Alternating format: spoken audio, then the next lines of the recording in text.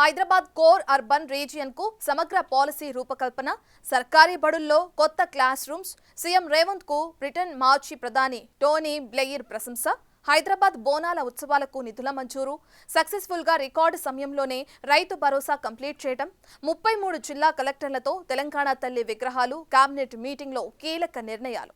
ఈ వారంలో జరిగిన మరిన్ని కీలక అప్డేట్స్ ఇప్పుడు డీటెయిల్డ్ గా చూద్దాం.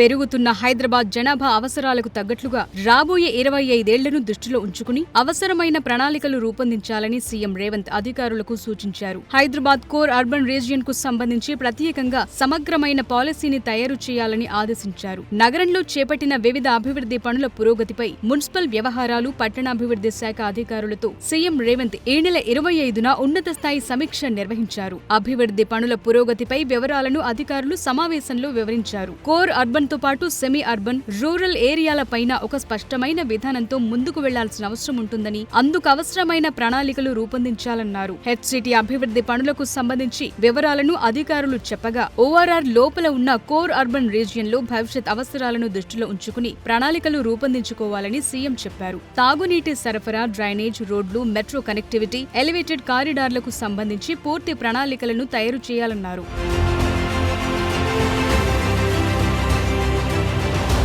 ప్రభుత్వ పాఠశాలల్లో అడ్మిషన్లు పెరుగుతుండటంతో విద్యార్థుల సంఖ్యకు తగ్గట్లుగా కొత్త తరగతి గదులను నిర్మించాలని సీఎం రేవంత్ అధికారులను ఆదేశించారు. ఉన్నత ప్రమాణాలతో తెలంగాణలో విద్యా వ్యవస్థను మరింత పటిష్టం చేయాలని చెప్పారు. విద్యాశాఖపై ఈ నెల 25న కమాండ్ కంట్రోల్ సెంటర్లు, ఆ శాఖ ఉన్నతాధికారులతో సీఎం రేవంత్ సమీక్షించారు. జిల్లాలో అదనపు కలెక్టర్లు వారంలో కనీసం 2 ప్రభుత్వ స్కూళ్లను సందర్శించాలని ఆదేశించారు. ఈ ఏడాది ప్రైవేట్ స్కూళ్ల నుంచి 48,000 మంది విద్యార్థులు ప్రభుత్వ పాఠశాలల్లో చేరారని అధికారులు సీఎంకి వివరించారు. మధ్యాహ్న భోజనం తయారీకి సంబంధించి గ్యాస్, కట్టెల పొయ్యిల బాధల నుంచి మధ్యాహ్న భోజనం తయారు చేసే మహిళలకు విముక్తి కల్పించాలని, అందుకు సోలార్ కిచెన్ల ఏర్పాటుపై వెంటనే దృష్టి సారించాలన్నారు సీఎం.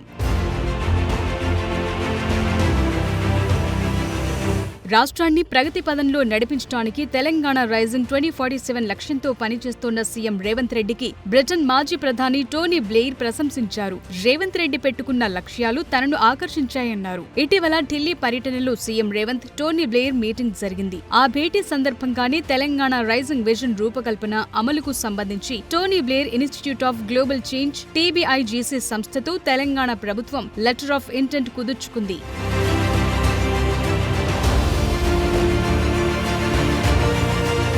హైదరాబాద్ జంట నగరాల్లో ఘనంగా జరిగే బోనాల ఉత్సవాలకు తెలంగాణ ప్రభుత్వం 20 కోట్ల రూపాయలు మంజూరు చేసింది. నగరంలోని 2783 ఆలయాలకు వివిధ కార్యక్రమాల నిర్వహణ కోసం నిధుల్ని అందించింది. ఆషాఢ మాసంలో ముందుగా గోల్కొండ బోనాలు జూన్ 29న మొదలవుతాయి. జూలై 1, 2 తేదీల్లో బల్కంపేట ఎల్లమ్మ బోనాలు, జూలై 13, 14 తేదీల్లో శ్రీ ఉజ్జయిని మహంకాళి దేవస్థానంలో బోనాలు, జూలై 20న లాల్ దర్వాజా బోనాలు, జూలై 23న చార్మినార్ భాగ్యలక్ష్మి బోనాలతో కార్యక్రమాలు ముగుస్తాయి. భక్తులకు ఇబ్బందులు రాకుండా చర్యలు తీసుకునేందుకు ఈ నిధులు కేటాయించింది ప్రభుత్వం.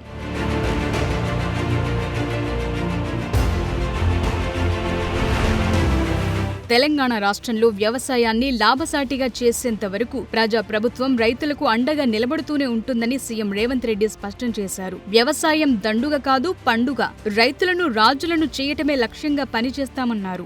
రైతు భరోసా కింద ఈ నెల 16న రైతు ఖాతాల్లోకి డబ్బు వేయటం ప్రారంభించినప్పటి నుంచి చెప్పిన మాట ప్రకారం 9 రోజుల్లోగా 9,000 కోట్ల రూపాయలను 70 లక్షల మంది రైతుల ఖాతాల్లో జమ చేయటం పూర్తి చేసిన సందర్భంగా వ్యవసాయ శాఖ ఏర్పాటు చేసిన రైతు నేస్తం కార్యక్రమంలో సీఎం రేవంత్ పాల్గొన్నారు. ప్రజా ప్రభుత్వానికి రైతులు మొదటి ప్రాధాన్యత అని, ఆ తరువాతి క్రమంలో మహిళలు, తెలంగాణ ఉద్యమకారులైన యువతకు ప్రాధాన్యమిస్తున్నామన్నారు. రైతులకు ఏ కార్యక్రమాలు చేశామో సీఎం రేవంత్ మరోసారి వివరించారు.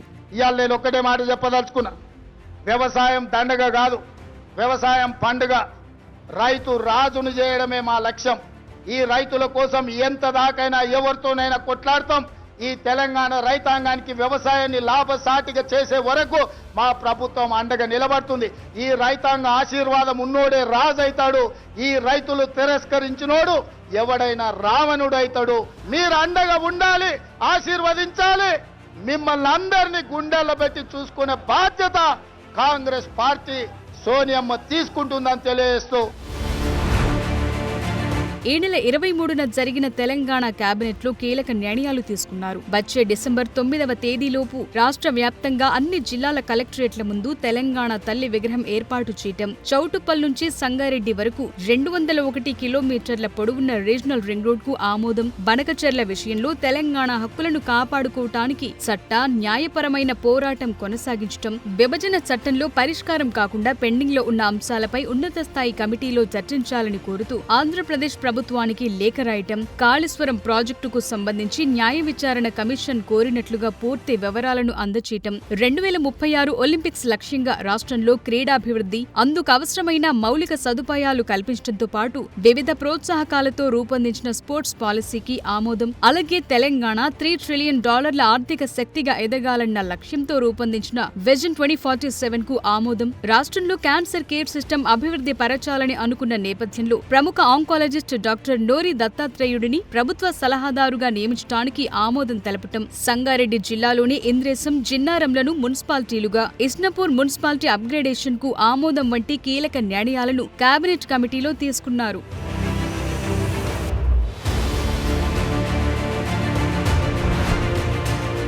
గతేడాది డిసెంబర్ 9న సెక్రటేరియట్లో ఏర్పాటు చేసినట్టుగా తెలంగాణలోని 33 జిల్లా కలెక్టరేట్లలో తెలంగాణ తల్లి విగ్రహాలను ఏర్పాటు చేయాలని ప్రభుత్వం నిర్ణయించింది. ఆర్ఎండ్బి ఆధ్వర్యంలో నిర్మించనున్న ఈ ఒక్కో విగ్రహానికి 15.5 లక్షల చొప్పున ఖర్చవుతుందని అధికారులు అంచనా వేశారు. విగ్రహాల డిజైన్ బాధ్యతలను JNTU fine arts incharge B C Gangadhar కు అప్పగించింది. అన్ని చోట్ల ఒకేలా విగ్రహం వచ్చేలా డిజైన్ ఖరారు చేయాలన్నారు. ఈ ఏడాది డిసెంబర్ 9వ తేదీన ఆవిష్కరించేలా చూసుకోవాలని ప్రభుత్వం ఆదేశించింది.